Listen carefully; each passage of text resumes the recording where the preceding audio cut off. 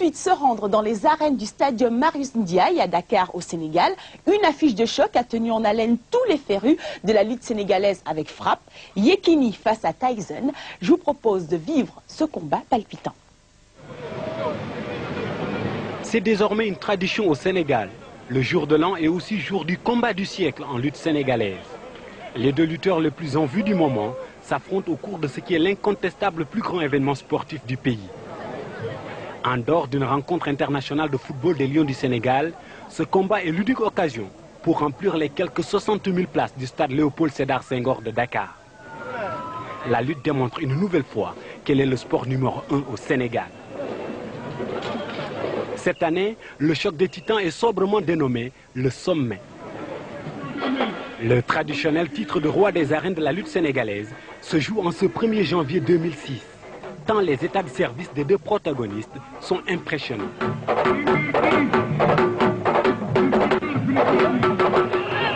D'un côté, Mohamed Ndao dit Tyson.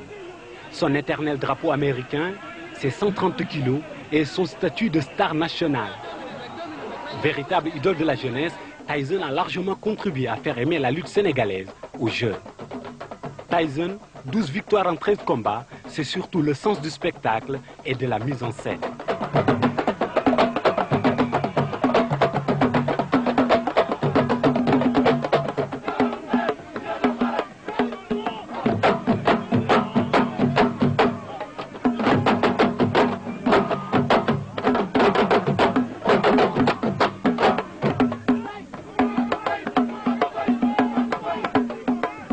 En face, Yahya Diop dit Yekini, 130 kilos également, sobre, discret et réputé redoutable technicien.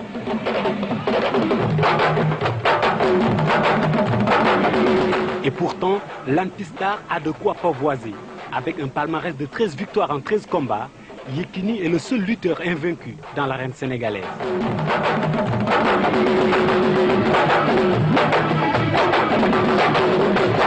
Le choc entre Tyson le cogneur et Yekini le technicien est donc très attendu. D'où l'exceptionnelle mobilisation et la prime historique de 70 millions de francs CFA pour chaque lutteur. Entre tradition et modernité, la lutte sénégalaise étale toutes ses facettes. Les marabouts et les griottes sont bien au service d'athlètes rompus aux techniques les plus modernes de préparation physique.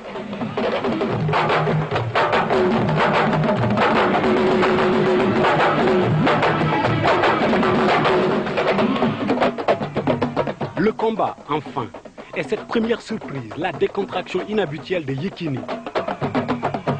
Le chef de file de l'écurie Ndakarou s'autorise une dernière danse avant le moment fatidique. Pendant ce temps, Tyson, et c'est une autre surprise, s'illustre par son effacement. La bataille psychologique atteint son paroxysme.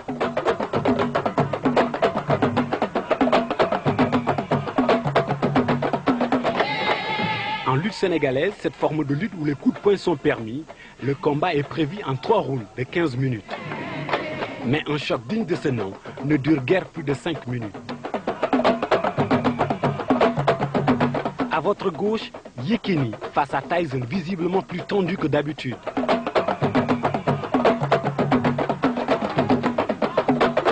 Tyson cherche tout de suite l'affrontement physique.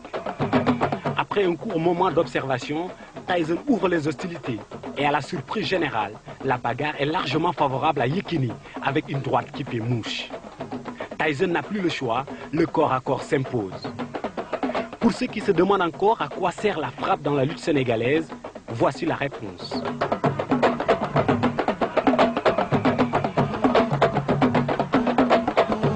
En 2 uppercuts bien sentis, Yekini s'ouvre des brèches dans la garde de Tyson. La technique de l'ancien double champion d'Afrique de lutte traditionnelle fait le reste. El Hadj Mansour, Yekini est le roi des arènes. Le roi des arènes. Le roi des arènes.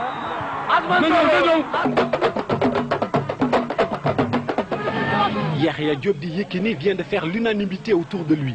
Une domination nette et sans bavure dans tous les registres de la lutte sénégalaise. Vraiment, ça a été un très grand combat. On a vu deux grands mastodontes qui se sont battus corps et âme.